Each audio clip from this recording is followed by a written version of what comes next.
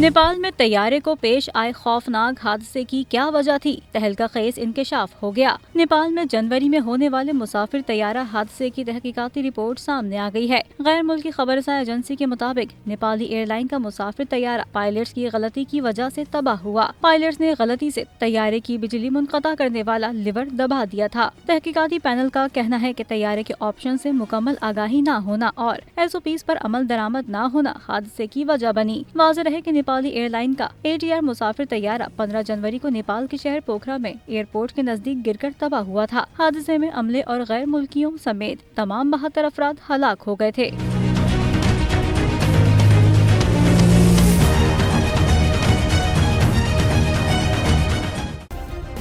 Subscribe करें और bell दबाएं ताकि कोई खबर रह न जाए।